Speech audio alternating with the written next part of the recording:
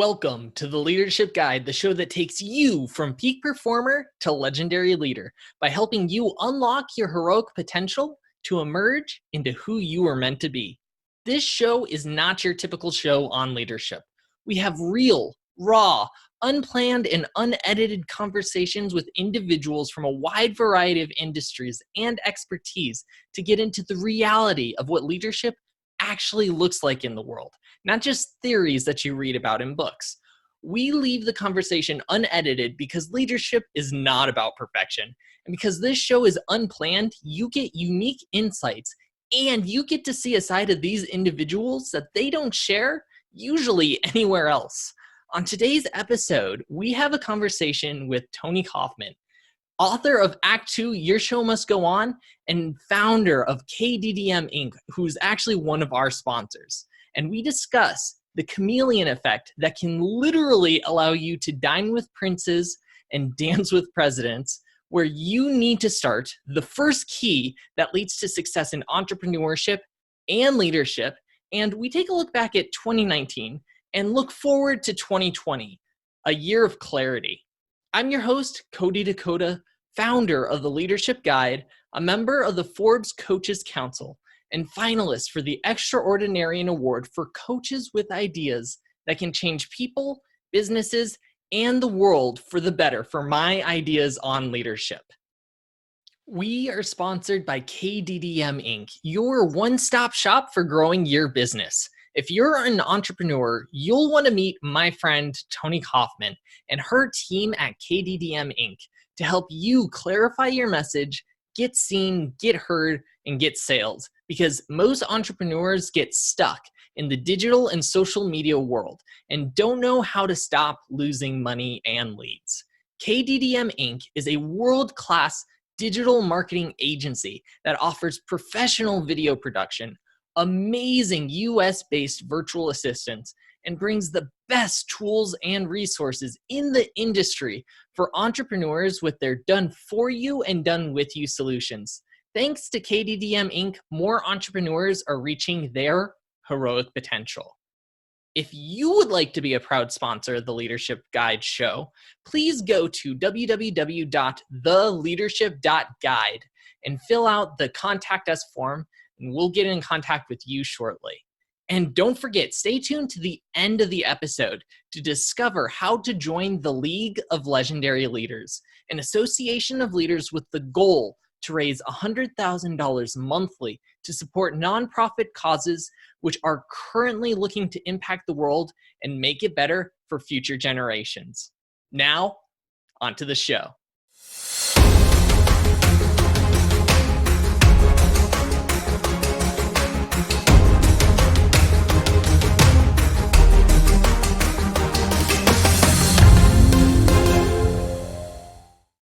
Hey, Toni, how are you doing today?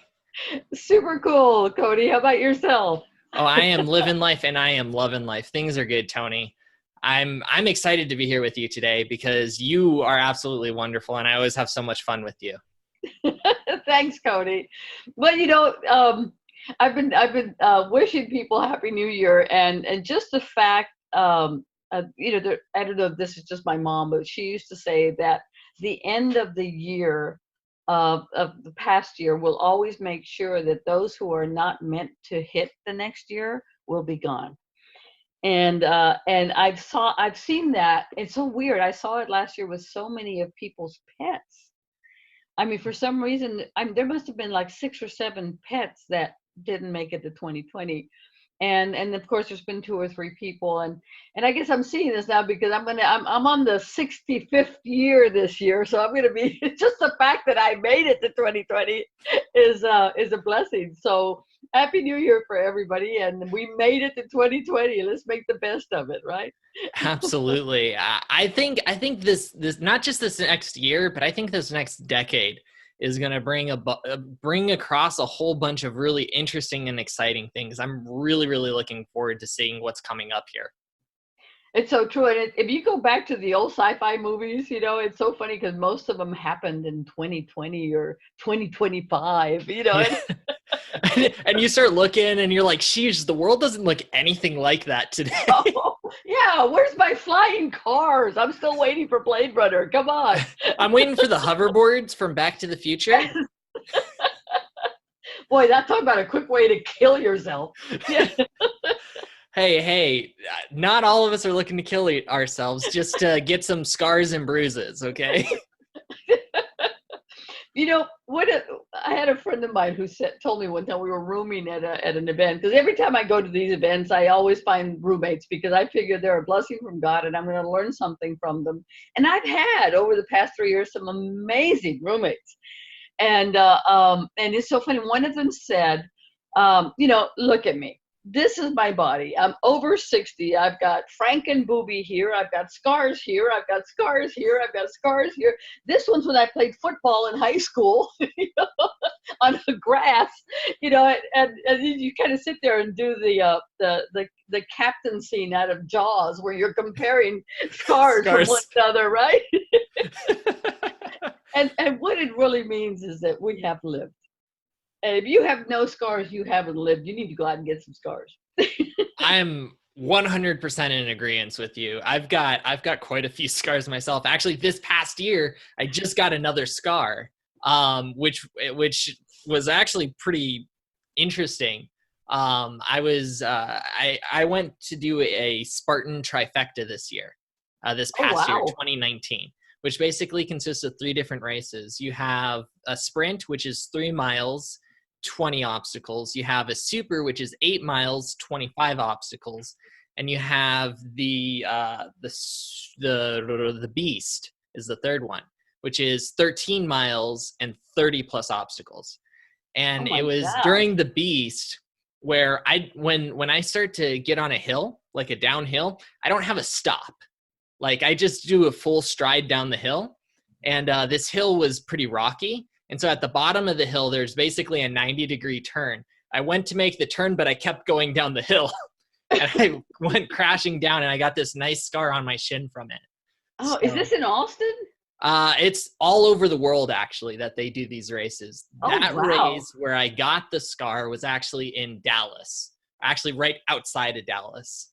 So, but yeah, and then this year, 2020, one of the things that I want to do is I want to earn another trifecta, but they've got a race that's called the Ultra Beast, which is not 13 miles, it's 26 miles and 60 plus obstacles. So I want to be there at the finish line. You tell me where that is. We'll be there rooting you on. Awesome. Or I carrying appreciate you that. up on a stretcher, one or the other. One or the other, because no, I'm not going on a stretcher. I'm going to keep crawling. You can't stop me. But yeah, so basically it's a full marathon with 60 obstacles. And some of these obstacles are nuts, like carrying a 100-pound boulder, literally. Oh my gosh. Yeah, it's going to be extremely intense. I've never pushed my body to that sort of limit before. So I'm really excited to get there. But yeah. So, my goal, one of my goals for 2019 was to have a book, and to just have a book. And you got the book too. And we did that. We did the book, but it's so funny because at the end of 2019, I was actually in 3, and all 3 became international #1 Amazon bestsellers. Well, that's awesome. And so 2 were collaborative works. Well, actually, 1 was a collaborative work, which was called Game Changers Volume 4. The second one was a complete surprise to me, and it's from my dear and wonderful friend Dee Collins, who is an author and a poet and just an incredible Renaissance woman. She's awesome. Yeah, and so she says, Toni, you were a millionaire once. I said, yeah, a long time ago. And she said, well, tell me about the experience. So her and I were chatting one night. I didn't realize she was writing an entire chapter on me in her book, Muscle Memory Millionaire. Mm-hmm. And it's funny because my relationship with muscle memory is carrying 50-pound sacks of food for my steer before the livestock show my senior year in high school. So my muscle memory will always, I know what 50 pounds feels like. And you're talking about carrying a 100-pound rock. So I bow to you being able to do that. But now I will pack a suitcase and I will stand in front of it and I will pick it up with two hands and I can tell if it's over 50 or not. Immediately. I can tell. So, Cody, I can't believe you're going to be like carrying and racing with 100 pounds. Well, I mean, that's not the whole time, right? well, no, I That's a get very it, but small section of okay. what you have to do. That's Wow. like you have to carry that boulder like about 20 feet more or less.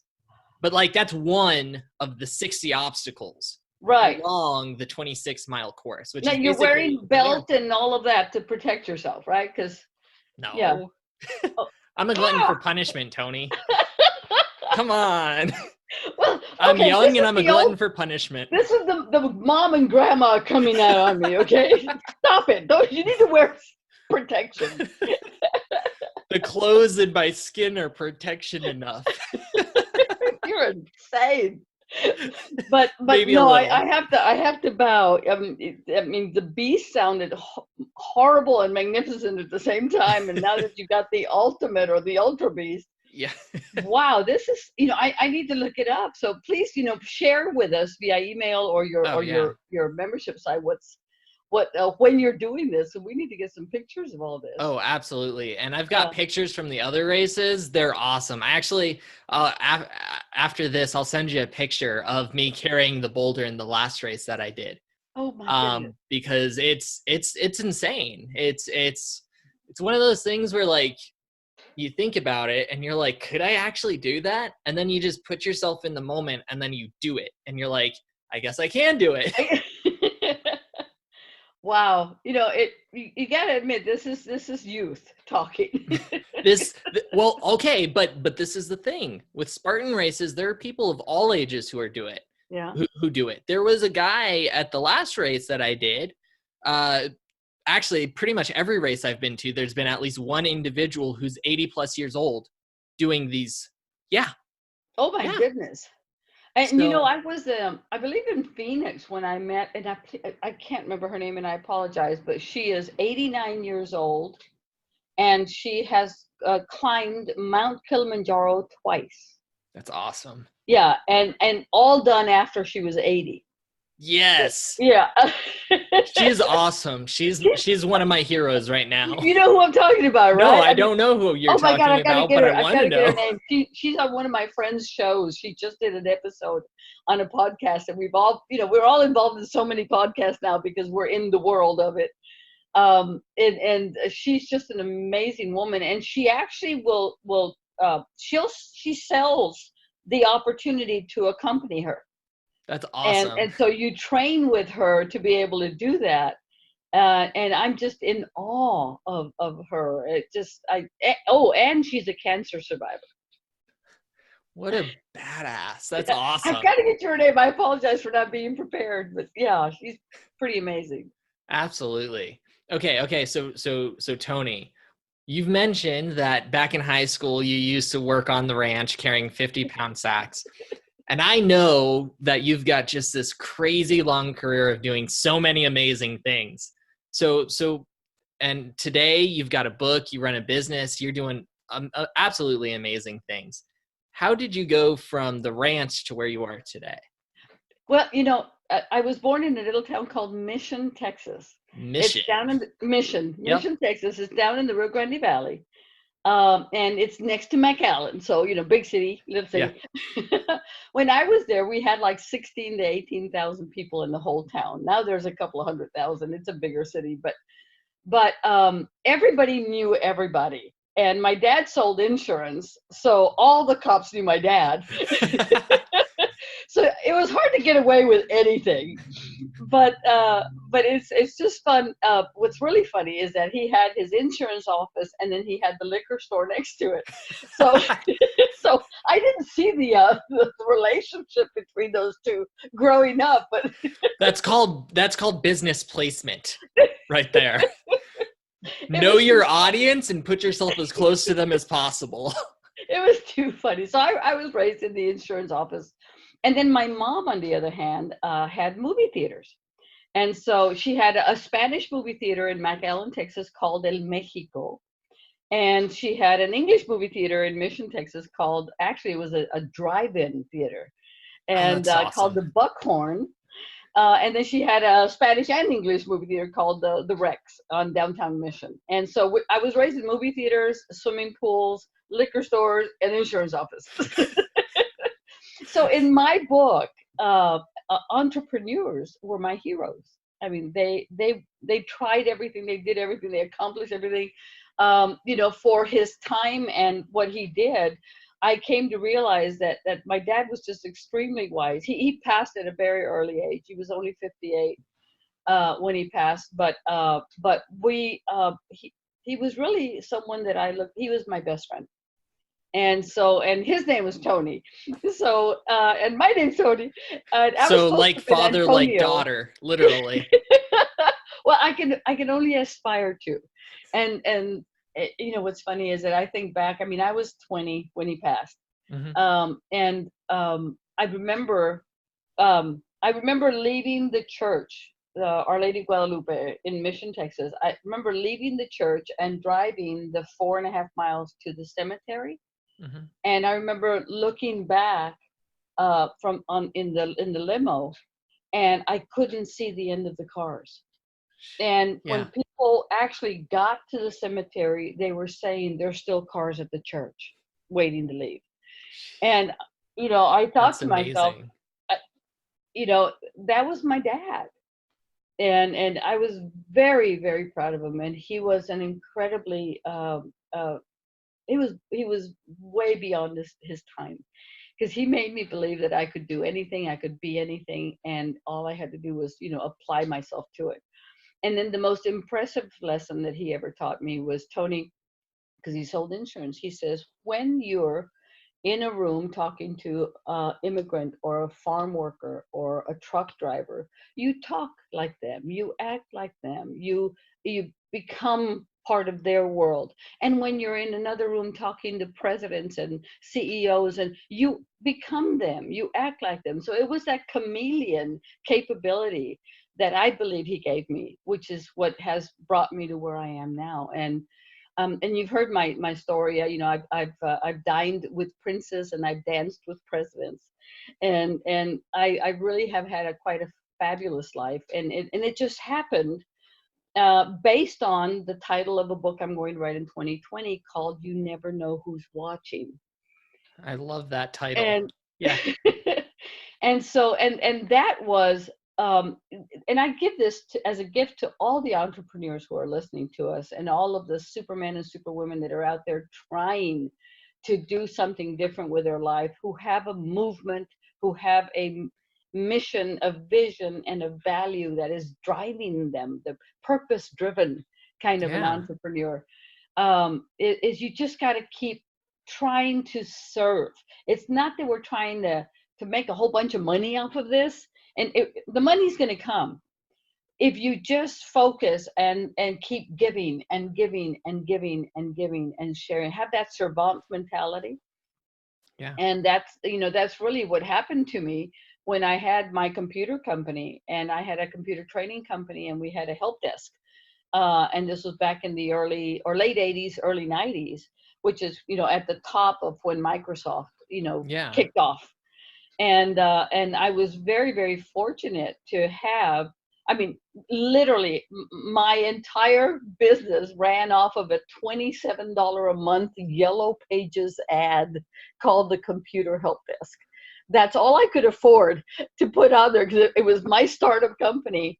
And that little company in 18 months, was up to 60 employees, 17 contractors, and about $3 million. And Wow. it was just, we just caught it at the right time, the right swing, and all of that. But more important is I was constantly striving to provide the best service that I could, whether it was training or help desk or support or development. It was trying to make it work. And it was that attitude that the corporation that we were working in, which by the way was on a month-to-month contract for 8 years at this corporation. Um, One day I got taken out to lunch and by the CTO, and he was a wonderful gentleman named Alberto Goudet. And he took me to lunch and he goes, Toni? And I said, yes, sir. And he said, I've been tasked with finding the perfect person who would be the best computer trainer in the United States. He says, and I've picked you. And I said, okay. Right. He was joking, right? And he says, how would you like to be the computer trainer and support person for President George H.W. Bush? He says, you need to bring him home. And this was, after he lost the election and he was coming back to Houston. And so I was put with the transition team to bring him home. My office was, across the hall from his office for months. I became close friends with the entire family, and I taught him, how to use Microsoft Word and how to get emails to happen and all this kind of stuff on his brand new compact laptop that he had at the time. And I mean, that's the kind of stuff that happens because you never know who's watching. It's not because you bought your position, and it's not because you got a lot of money, and it's not because you're now, the top Hispanic woman in business or whatever. It's because of the the serving mentality that you have. It's what makes you stand up from the crowd. It's Absolutely something that you bring to the table that nobody else can. Yeah. What I love within that is what you're talking about is valuing people above all other things. And that starts all the way from the chameleon effect that you're talking about with the lesson from your dad. It's about understanding who is it you're talking with and valuing what it is they want, what they're looking for, what they need first. And once you understand what it is they value, you can communicate with them effectively. This past year, one of the certifications that I went through is certified behavioral consultant. And that is that is number one lesson within behavioral consulting is understanding who is it you're talking to so that you can effectively communicate with them. Yeah. Then from there, it's not just about knowing what the value is, but living it day in and day out, not knowing what the result is, but continuing with it. It's part of the compound effect, right? When you think of, you can take whatever book you want to that talks about this, the one thing, as I drop stuff all over the place, the one thing by Gary Keller and Jay Papasan. You've got the compound effect by Darren Hardy. You've got the slight edge by Jeff Olson. There's a bunch of other people who talk about this concept. But it's not about the big goal at the end of the day. You weren't looking to try and work with the president, right? No. Yeah. That wasn't your goal. Your goal was to live in your value and do the right thing each and every day. Yeah. And that compound effect of doing the right thing every single day, getting better every single day, doing what you needed to do to push your business forward, gave you the opportunity that you didn't even know was going to be there. And that's exactly how it happened.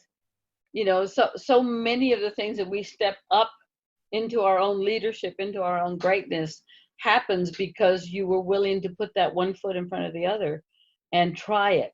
And by no means do most entrepreneurs know exactly what they're going to do tomorrow to make it work. They just need to finish what we're doing today. Yeah, I know I don't. Yeah. Well, we're in a position where oh God, and that's the crazy part is we see so many of the 2 Comma Club successful entrepreneurs in our world of speakers, authors, healers, and coaches, and you want to borrow what they're doing, and you want to hook on to their kite, and you want to, but the reality is if you keep doing that, you're going to keep spinning. Because you have to find out who you are, what you've got to offer, and what you're bringing to the table first. Absolutely. The one thing, so to speak. Yeah. What is your one thing? This is something within the entrepreneurial world that actually really, really bothers me, especially from the marketing perspective.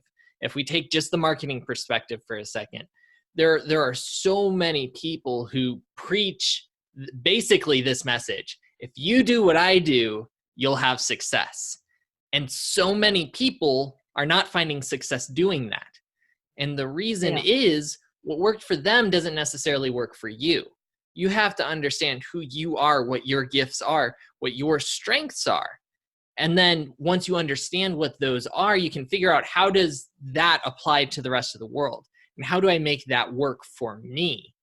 Not for them, for me. And that's the key at the end of the day, is you have to figure out how it works for you. And now you can take that concept, and it doesn't just apply to marketing, that applies to everything, especially leadership. You have to understand, what are your leadership qualities? This is something that I'm bothered with in the leadership world, is there's so many people that are like, if you do leadership like me, you'll succeed.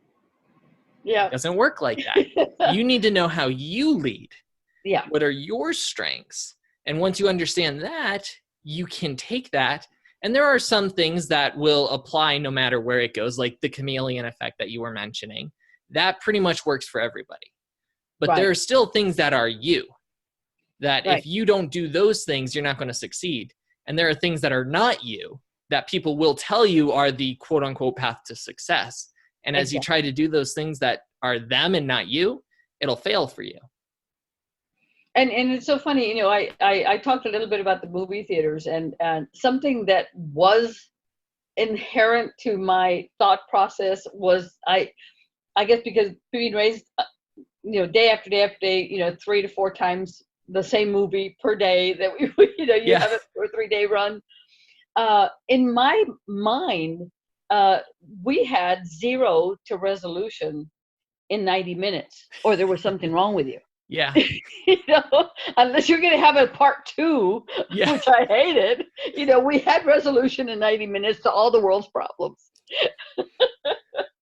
And that's, I laugh at it now, but that was really my thinking program, which ultimately helped me create a way of seeing things that was wonderful for when I was doing PowerPoint shows for my clients, because I had the ability to power 3, 4 points, 2, 3 words per point, you know, is not to have death by PowerPoint, which I've seen so often, All the but time. to make what I call a haiku level of PowerPoint, where you don't, as a speaker, as an author, as a healer, and as a coach, you don't present the PowerPoint and then read line by line by line, you know, which is death by PowerPoint. Yeah. You present it so that it's an emotion, it's a photo of what you're trying to accomplish, and talk to that without using any words that you've got up on your slide. People can read the slide themselves if they're interested in what you're saying. If Yeah. they're not, there's nothing you're going to be able to say or do to make them read that slide. And so if you're only giving them 4 words, or 4 bullets of 3 or 4 words each, you know, and then you expound on that, that's a much better presentation than that. And so a lot of people don't know that we were actively involved, my company, in the creation of PowerPoint. We were beta testing it here in Houston at one of my client sites. And we just we, the only thing that was around before PowerPoint was Harvard Graphics, and I had mastered that. And so when PowerPoint came in, it was like, oh my God, this is wonderful. You know, the Yeah. GUI, you know, the graphical user interface was amazing. The WYSIWYG was amazing. What you see is what you get. And so once we started really playing with the power and potential of picture, emotion, and then you talk about it, picture, emotion, then you talk about it. That's where PowerPoint really just took off. I mean, immediately. And so that's why it was so important. I mean, that was why it was so instrumental to so many companies to encourage their executives to use it, because it sold ideas, it sold concepts. And so anyway, Absolutely. that's another story to be told at some other time. Well, and that's really interesting. Dive into that a little bit more for me. The idea of selling concepts. Oh gosh, every single program that you Mhm. develop, every single project that you've been involved with, they all started with a concept and an image in somebody's head. And that, you know, it's so funny. The year 2020, a friend of ours yesterday said that hindsight is 2020. So now we know what we've already done wrong. We don't have to repeat it this year because now we have perfect vision. So take that as a springboard, right? And Yeah. take off with it. But I really do feel that this is going to be an incredible year of clarity, for small business people, entrepreneurs, healers, speakers, authors, coaches who are looking for the one thing that they can sell that makes them who they are. And I do need to add at this point, Cody, with your Yeah, permission, let's, of course. is the reason that I wrote the book, Act Two, Your Show Must Go On. Originally, the concept of it was to create a, a, a way of sharing with people who are thinking, especially baby boomers who are thinking of creating something that they can work in for the rest of their lives. I wanted to create it as if I was creating a movie. We have pre-production, production, and post-production, right? That's your movie. So the concept that you've got in your mind for whatever program you feel like selling, or you want to create to sell, or you think is needed, the concept and the idea comes in at the pitch level, right? Which is what your idea is. Yeah. And so, And this doesn't just apply to entrepreneurs, right? mhm. This could Oh, no, be no. proposing a plan to Yep. someone in your company, or Right, proposing a plan to your team. right. This idea can be applied anywhere. When I started at Hewlett Packard as a contractor, I was the IT infrastructure project manager. And basically, there was about 9 or 10 of us that were in that position around the world. And each one of us was given between 12 and sometimes even up to 18 projects at one time that we had to run simultaneously. And now, IT infrastructure means that you're either going to down a building or up a building, the whole building.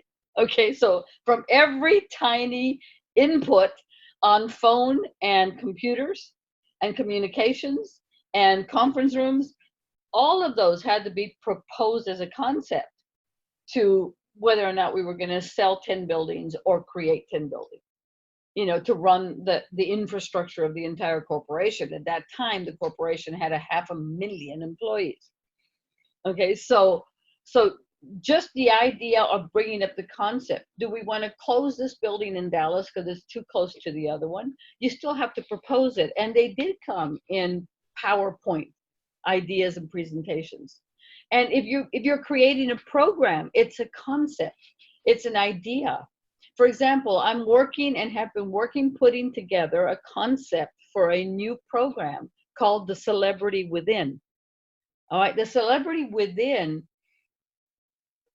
based on how many years I've been in production and casting, which is a whole nother line that we were going to talk Which right we after haven't this. talked about I yet, haven't but talked I about want that. to talk about, definitely. Based on that idea, to be real honest with you, the highest celebrities that I've met, that I've worked with, that I've shaken hands with, the bigger they are, the more approachable, humble, and just like you and me kind of person they are. And I mean, starting with President Bush, I mean, it was just amazing to see and to be with the ex-head of the CIA, one of the world leaders, one of the strongest world leaders, and to see the amount of kings and princes um and and the phone calls he had, were just at such an incredible level. For example, I'll give you one example. Yeah, Um, please. I was working with him on his laptop one day, and he was asking me how to do certain things, and the phone rings. So basically, I'm like on one knee next to him, so we're looking at the keyboard. He picks up the phone and he goes, "Hey, Charlie, how are you? Hey, no, we're gonna pick you up at the airport. When you coming in? Okay, great. Well, we got a barbecue, so you ready for that?" And I figured, you know what, this is a personal phone call. I need to get out of the room. And so I stand up, and he's talking to Charlie, and he's talking. They're making all these plans, and who's going to pick him up, where they're going to take him. And as I walk around his desk, he goes, "Toni, wait a minute. It's just Prince Charles." It's just Prince Charles. No big deal. Like, okay, he's Thank just royalty with I, one of our biggest allies. Like, no big deal. Whatever. that's one of my favorite stories, because it was like he just had no idea what he had just said. It was just so down home for him. And so and I've met some celebrities doing the Grammys, the Latin Grammys, the Texas Music Awards. I have met some celebrity or quasi celebrities who have just been absolute jerks. And Yeah. there's better words for that, but I'm going to be civil. But yeah, I mean, for example, we had the A-listers. The A-listers all have to go in a limo picked up from, I don't care if the hotel is a block away from the red carpet. The A-listers we had to set up all the logistics to get the limos in time. Okay. The B and C listers, we had an indoor tunnel that they would walk and show up at the red carpet without the limo. They didn't want to do it. They wouldn't do it. So I had some that did, and you know what? I thanked them profusely.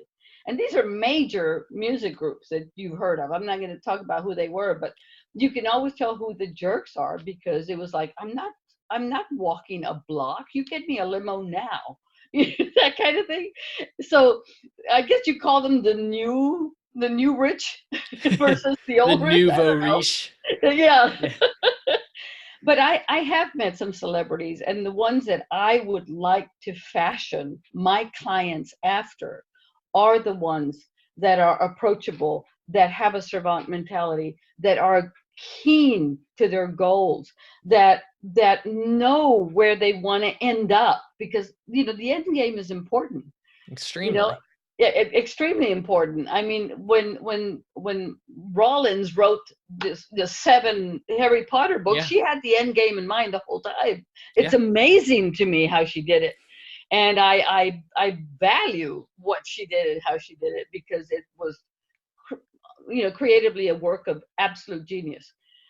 But there is an end game in mind, and if my end game is to have 100 clients that we are helping, that we're doing summits for, that we are doing publicity for, that I am doing I'm giving them the ability to know when they're camera ready, which is something I gave away for the holidays, is a virtual makeover between one camera and yours and mine, and I would show you where to put the highlighter and where to put the contours and where, just silly things like that. But It's a major challenge. I mean, I have problems with that every single day, Toni. You don't even know. I have to send you my new makeup artist. But no, it's very true. I mean, something as simple as that, for someone who's been a doctor all her life or a teacher all her life, this is a new world. This camera ready stuff, and for me, that was when in the production world and the casting world, that was just matter of fact. I mean, you either know that you have to come camera ready, or they're going to have a makeup artist and hair artist there. And for most of the small productions that we do in the state of Texas, you have to be camera ready, because there's very few union shows that come in that have their own hairdresser and makeup artist. And you have to qualify to get one of those. So being camera ready is just another way of saying come ready, as to shoot the moment you get there, which means powder and all.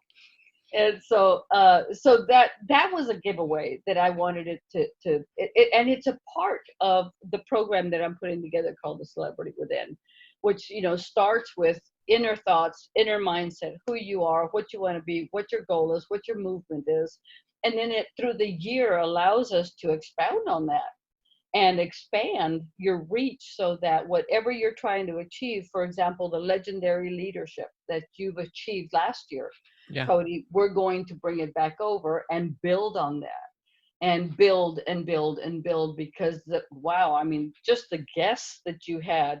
By the way, I saw Steven on a Chase commercial. Yeah. Steven Sashin. Steven Sashin he's one of my favorite people. He is kind of a nut, but he knows it and he loves it, and he totally embraces it. He owns it. Funny story. I saw him at the airport the other day. I went to why was I at the airport? Oh, I was getting ready to go do a certification. That's right. And so finish up one of my certifications, actually. It was a 10-month program, and that final piece was it. I went to the airport, and I had like an hour and a half before my flight, because security was like nothing that day for some reason. And so I'm like, okay, I'm just going to go walking around. And I'm like, just minding my own business, walking around. And I see he's kind of got this like fro going on. I see his crazy fro out of the middle of nowhere. And I'm like, Steven! And he's like, you! And I was all like, what are you doing here? And he was in Austin for a convention, and I had no idea. And he was planning on just being in and out. I just I caught him at the love it. airport out of Love it. nowhere. So you I guys, love that guy. when you see the Legendary Leadership Summit Yeah. commercials and promos and all that start, you cannot miss a Cody's show. It's coming up real soon, I hear, in the next 30 to 60 days. Yes. But we've got, every single part of the celebrity within package that I'm thinking it starts with getting you camera ready. Then what's your purpose, mission, goals, vision. And then we lay it all out so that then you have so many weeks of promotion, so many weeks of doing it, whether it's a webinar or a seminar or a one-day conference or a 3-day live event, something's going to lead to that summit, which eventually is going to turn into your TV show. And so 1, 2, 3, and 4, those 4 pieces go all together in 1 year. And you are the celebrity because it's massive promotion. That's what we're trying to achieve for you. That's what we're trying to get you ready for. And at the same time, I want to keep the mindset of the celebrity approachable, reachable, human, with humility and with a servant mentality. And if our celebrities or my clients can do that, it's going to be amazing. It's going to be an amazing year. Absolutely. So, one of the things that I think is really important in there is having the end in mind. Yeah. And we're not talking about the 1 year end in mind. This is something that I think is actually extremely important. You have to be looking at the 10, 20, 30 year plan in mind of where you want things to go. Because what you can accomplish a lot in 1 year, but that can be a positive or a negative. Because if you don't know that 10-year, 20-year, 30-year plan of where you want things to go, and you get a lot accomplished in 1 year, you could get a lot accomplished in the wrong direction. That's very true. It's kind of like, I want to travel, right? And so it's like, I just start driving, and then as I'm driving, I decide all of a sudden I want to go to Maine. And I started in Texas, but I'm headed towards California. And now I'm further away from Maine than I'd like to be. Where if I would have just stayed in Texas, made the decision of where I'm traveling to first, and then started traveling there, I'd make it there a lot faster. That makes a lot of sense. And it's funny, it's funny you say that because I guess at my age, I'm, at 10 years is about all I'm going to plan forward. Toni, the way technology is going, the way you live your life, all that, you're going to live to be in your triple digits. So. Oh my God. Oh, wow. And I believe. I was doing some marketing for a life insurance company a couple of years ago. And one of the slides that we put together was a slide of a baby. And it was actually the cover of Time magazine. And it said, this baby, it can live to be 140 years old. And it's just so funny because when you really think about it, now that we're talking about this, when the Social Security system was put into place, all right, people were going to live to 65. And that was pretty much, you're going to retire at 65, you're going to probably live, and your lifespan was between 65 and 68 years old. People were not expected to be in the 70s and 80s and 90s. Yeah. And this was in the 50s, okay, 40s and 50s. By the 60s, we were now in the 75-year time lifespan. In the 70s, we hit the 80 and 85 and 88 lifespan. In the 90s, you see where I'm going? Yeah. So if from the 40s to the year 2000, we added 40 years of life, that baby born this year could very possibly hit 120, 140 years old. Yeah. If the lifespan's like that, because we're adding 20 years to our lifespan every 10 years. Yeah. One of my personal goals is, right now at least, unless technology goes even further than I think it's going to go, but one of my goals is to hit 125. That's one of my life goals, is to hit 125 years old. You keep carrying 100 pound rocks, I'm going to worry about it. Wow. Well, I hadn't even thought. So basically you're saying I'm middle-aged. I love it. Yeah. No, that's exactly what I'm saying, Tony. But there are so many people that I talk to, and they're all like, I'm old. I'm like, are you kidding me? Unless you're like 80, 90 now. Yeah. And I even argue there sometimes, because there are some 80, 90-year-olds who are not old That are at climbing Mount all. Kilimanjaro. Yeah, that are literally climbing Mount Kilimanjaro. She's not dying anytime soon, unless No. there's a freak accident, which God forbid, right? Knock on Yeah. wood that's not going to happen. But like, there, our lifespans are a lot longer than we give credit to, and it's like, you are not old. You're not old. So stop saying it. Start living. Makes sense. All right. All right. So let me put together at least a 10 to 20-year goal. Here we go. Tony, you could still do a 30-year goal. You could still do a 30-year goal. I'm telling you that right now. You could. All right. You know what? You're changing my mind very quickly here.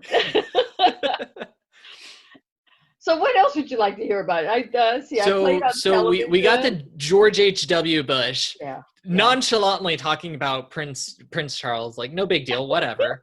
Right? Like, okay, whatever, royalty, no big deal. That was So you went from there somehow into celebrities, right? Yeah. What is that transition for you?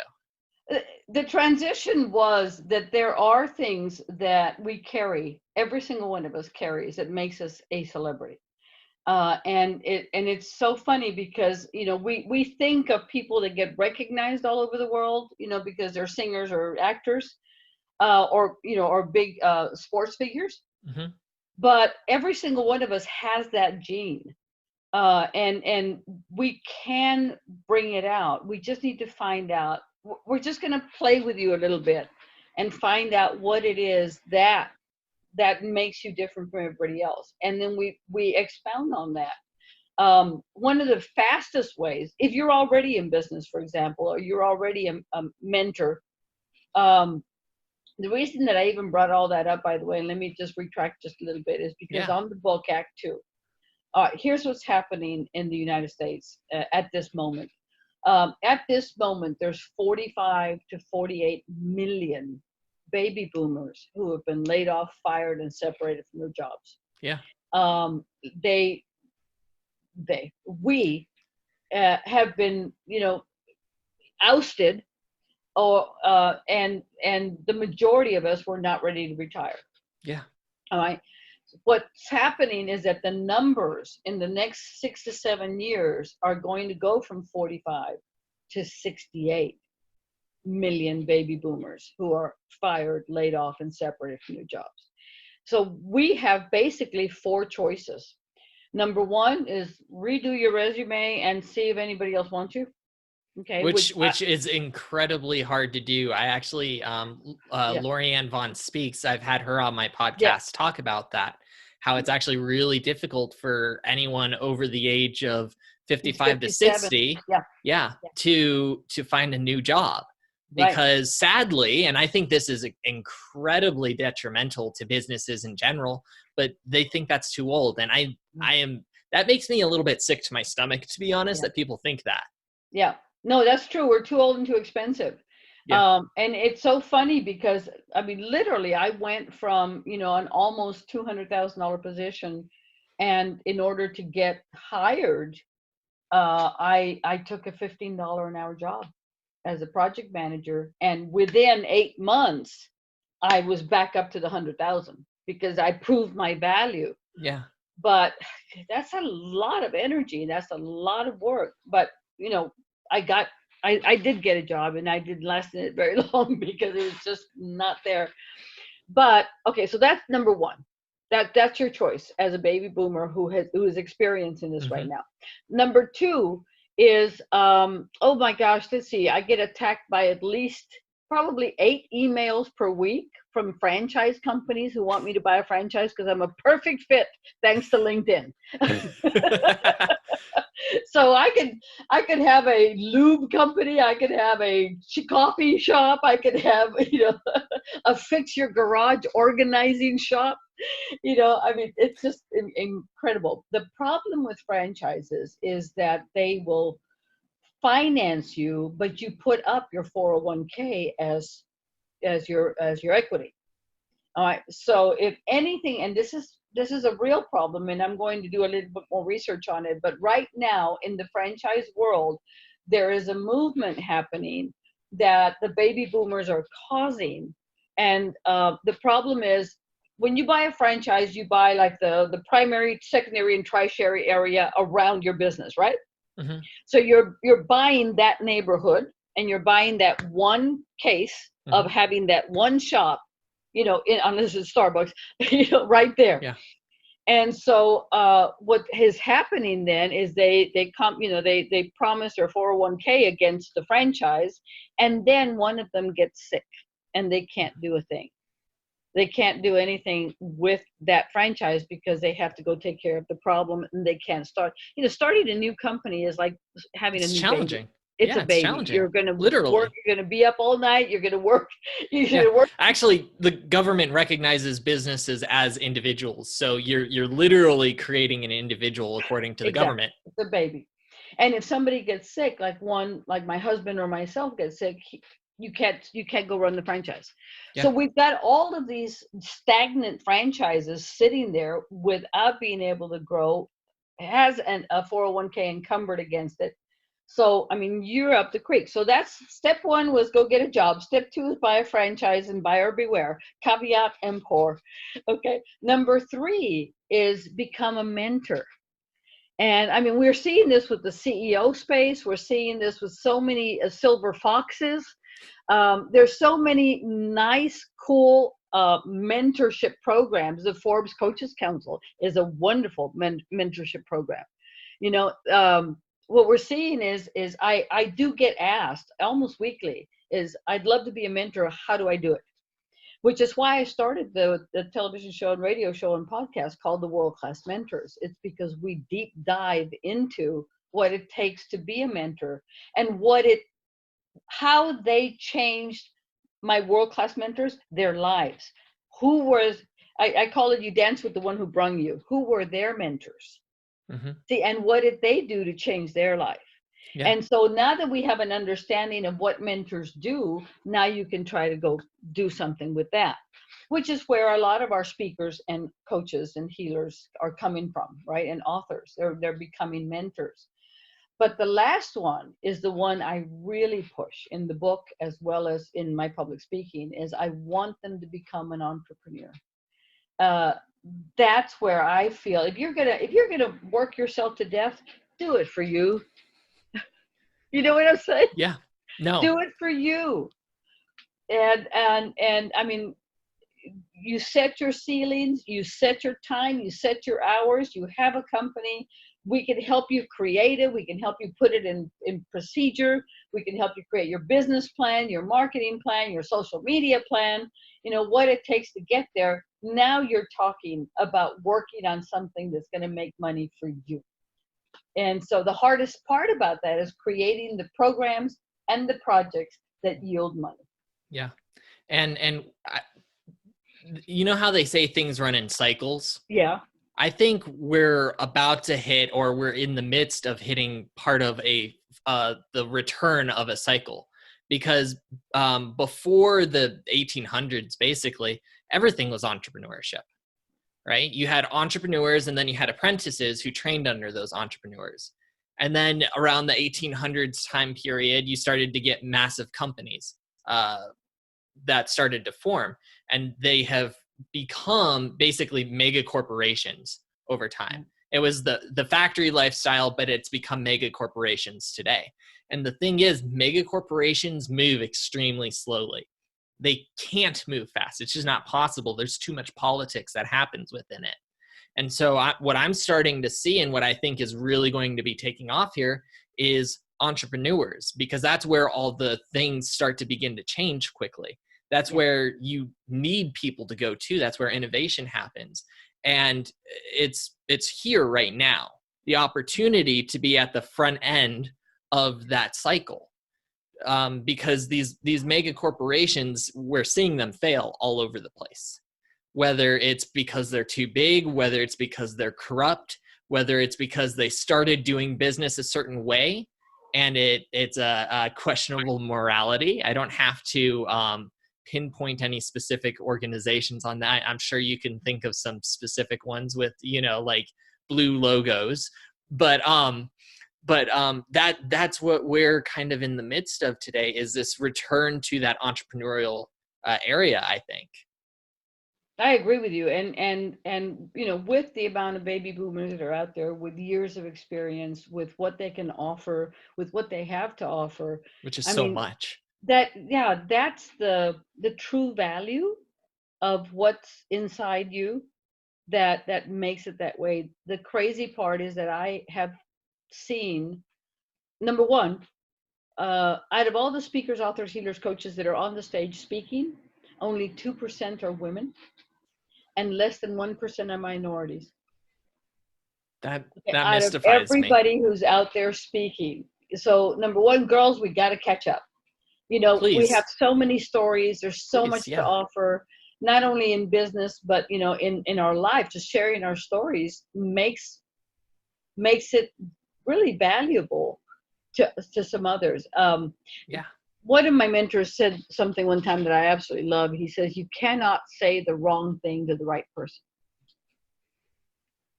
So, what I have discovered over the past couple of years of marketing, even though I've been in marketing all my life, is that marketing, true marketing, effective marketing, planned marketing, is the way to eliminate those that don't belong to you.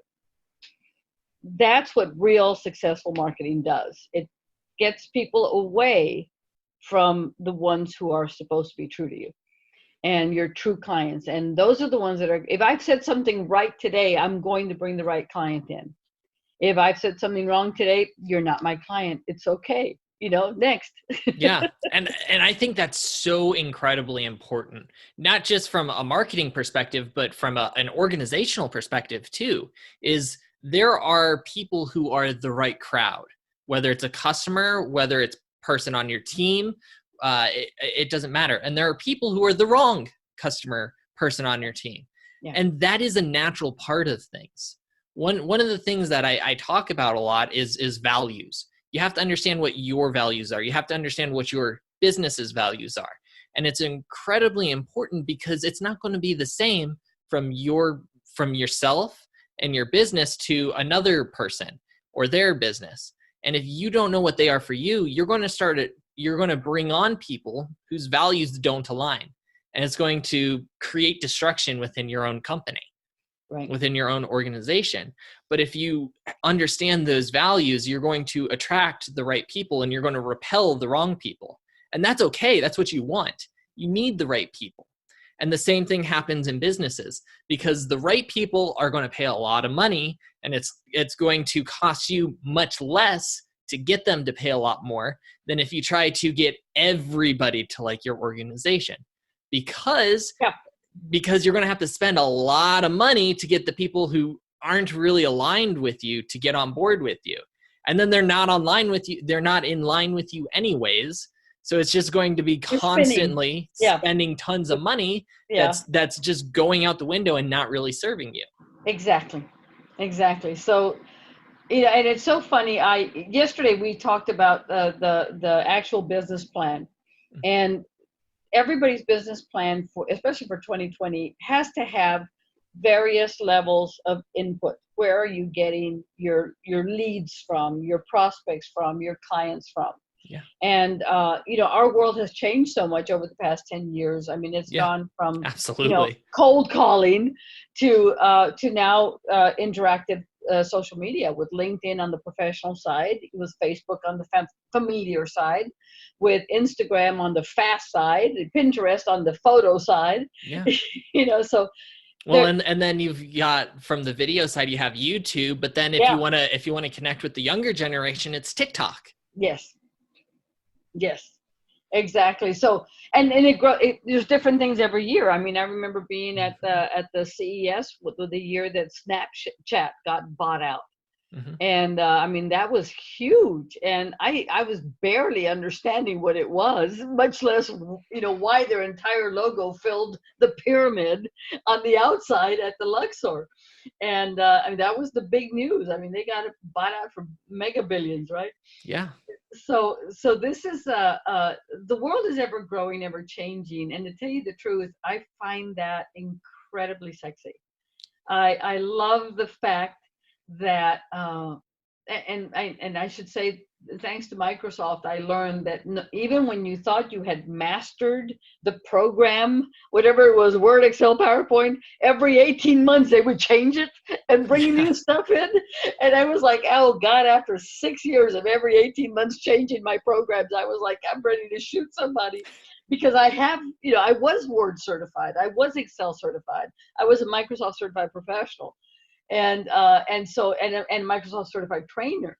But every 18 months they have a new program, so Hmm. it does keep you young. It really Yeah. does, because you have to constantly be learning. And I love that. As a baby boomer, I absolutely love that, because I don't get tired. As a matter of fact, I think I like saying that my team hates it when I get bored, because I'll walk in with 18 new projects on Monday and they're like, where did this come from? Absolutely. And it's one of those things where there's no such thing as stagnation, right? There's no such thing as this point where everything stays still.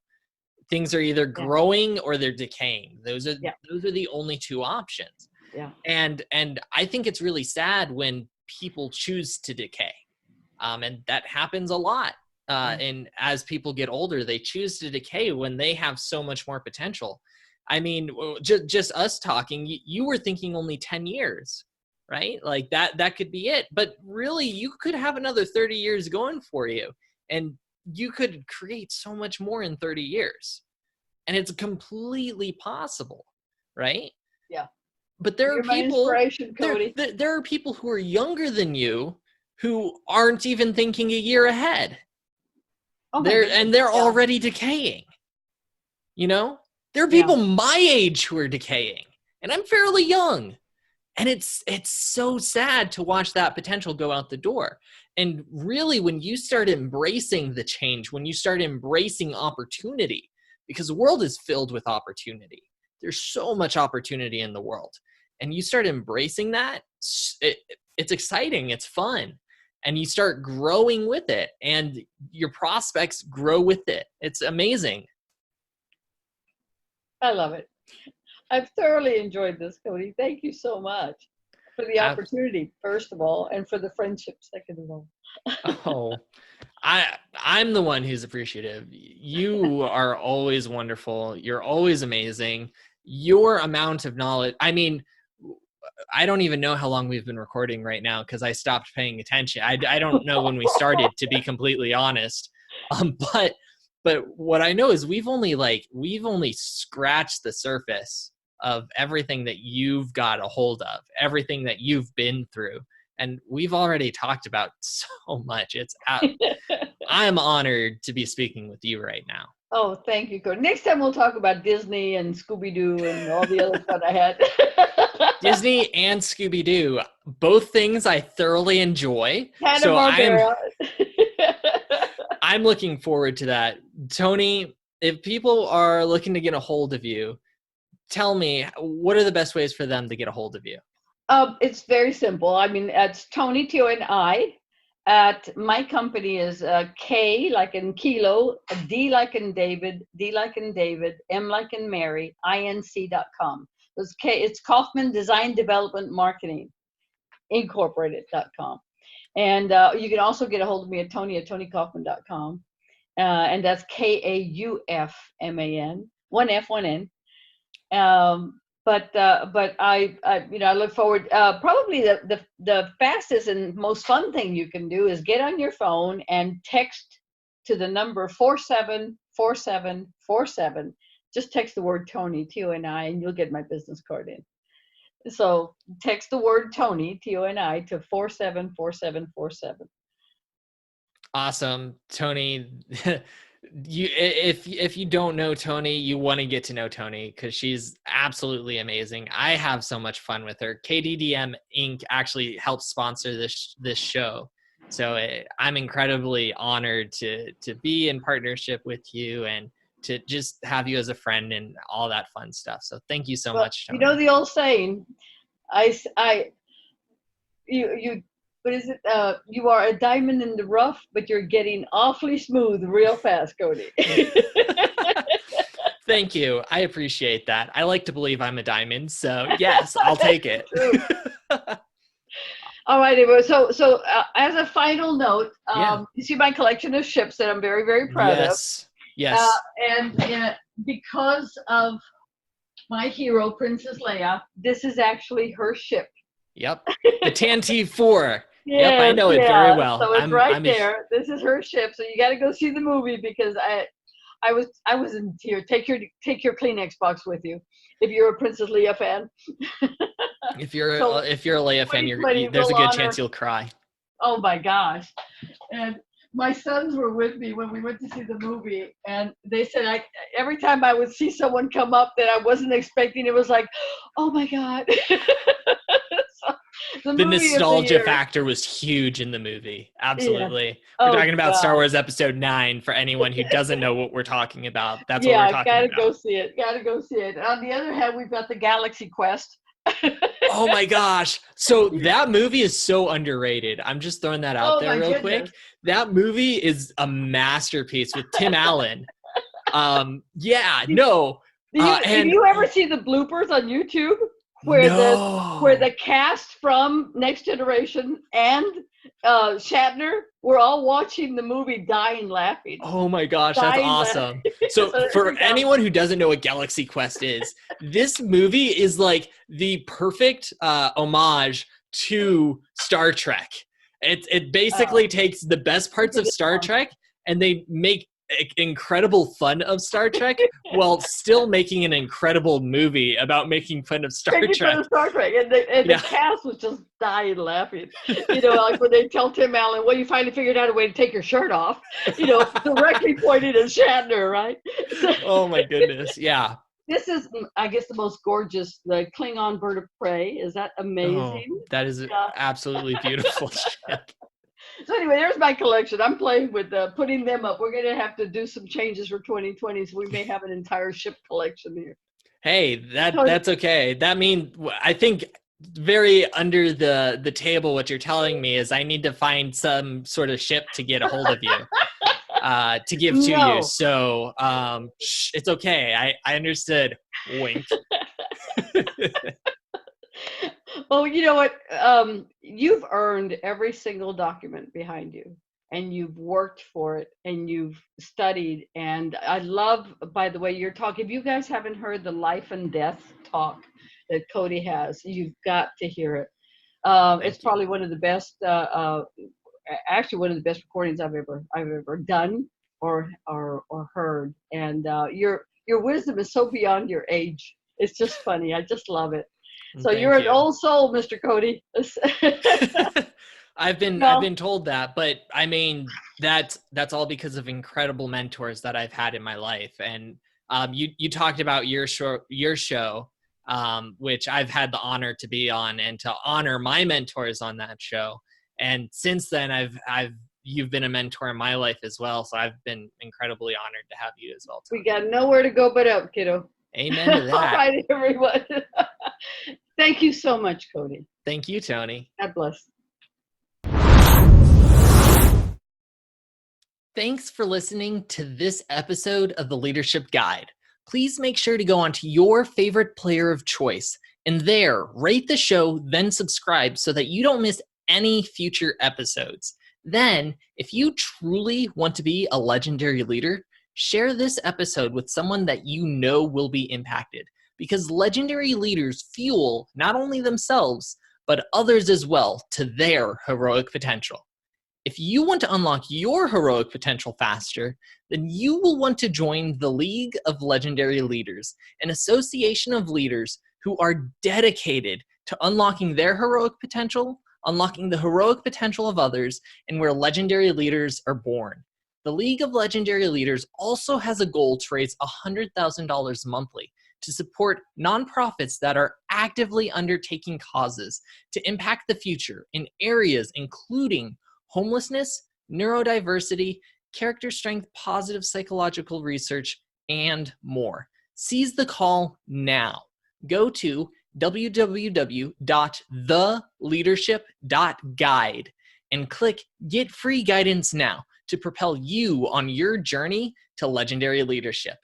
I'm your host, Cody Dakota, and I'm honored to have spent this time with you today. My final message for you, and listen closely.